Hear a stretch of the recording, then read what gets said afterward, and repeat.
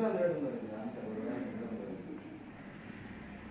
அப்படியே எல்லாம் மாறிடுச்சு. அதாவது இது வந்த ரேட்டு அது வந்துச்சு.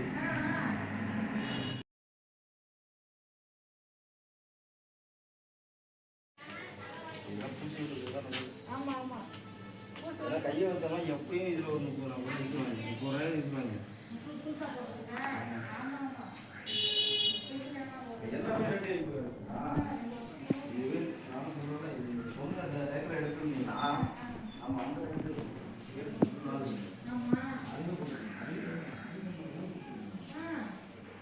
இதுவே அந்த ரேட்டு வருது. அந்த ஒரு ரேட்டு வருது.